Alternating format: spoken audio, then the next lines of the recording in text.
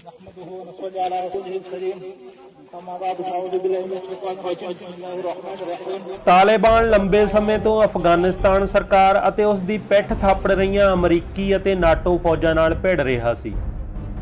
ਹੁਣ ਜਦੋਂ ਅਮਰੀਕਾ ਨੇ ਆਪਣੀ ਫੌਜ ਇਸ ਖਿੱਤੇ ਵਿੱਚੋਂ ਕੱਢਣ ਲਈ ਤਾਲਿਬਾਨ ਨਾਲ ਸਮਝੌਤਾ ਕਰ ਲਿਆ ਹੈ ਤਾਂ ਤਾਲਿਬਾਨ ਨੇ ਆਪਣੀ ਮੁਹਿੰਮ ਤੇਜ਼ ਕਰ ਦਿੱਤੀ ਹੈ।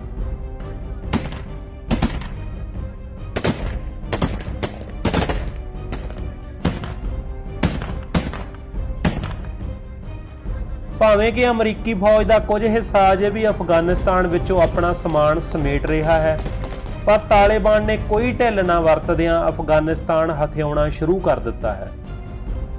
ਅਫਗਾਨਿਸਤਾਨੀ ਫੌਜ ਨਾਲ ਮੁੱਠਭੇੜ ਕਰਦਾ ਹੋਇਆ ਤਾਲਿਬਾਨ ਲਗਾਤਾਰ ਸਿਆਸੀ ਅਤੇ ਜੰਗੀ ਮਹੱਤਵ ਵਾਲੀਆਂ ਥਾਵਾਂ ਆਪਣੇ ਪ੍ਰਬੰਧ ਅਧੀਨ ਕਰ ਰਿਹਾ ਹੈ। ਅਫਗਾਨਿਸਤਾਨੀ ਫੌਜ ਆਪਣੇ ਹਥਿਆਰ, ਵਾਹਨ ਅਤੇ ਹੋਰ ਸਾਜ਼ੋ ਸਮਾਨ ਛੱਡ ਕੇ ਪਿਛਾਂਹ ਭੱਜ ਰਹੀ ਹੈ ਅਤੇ ਕੁਝ ਥਾਵਾਂ ਤੇ ਆਤਮ ਸਮਰਪਣ ਦੀਆਂ ਖਬਰਾਂ ਵੀ ਸੁਣਨ ਨੂੰ ਮਿਲ ਰਹੀਆਂ ਹਨ। ਕੁਝ ਇੱਕ ਘਟਨਾਵਾਂ ਵਿੱਚ ਅਫਗਾਨੀ ਫੌਜੀ ਅਫਸਰਾਂ ਨੇ ਜਿਉਂਦੇ ਤਾਲਿਬਾਨ ਦੇ ਹੱਥ ਲੱਗਣ ਤੋਂ ਡਰਦਿਆਂ ਖੁਦਕੁਸ਼ੀ ਕਰ ਲਈ। ਇਨ੍ਹਾਂ ਵਰਤਾਰਿਆਂ ਨੂੰ ਦੇਖ ਕੇ ਲੱਗਦਾ ਹੈ ਕਿ ਤਾਲਿਬਾਨ 90 ਦੇ ਦਹਾਕੇ ਵਾਂਗ ਇੱਕ ਵਾਰ ਫਿਰ ਅਫਗਾਨਿਸਤਾਨ ਤੇ ਆਪਣੀ ਸਲਤਨਤ ਕਾਇਮ ਕਰਨ ਵੱਲ ਵਧ ਰਿਹਾ ਹੈ।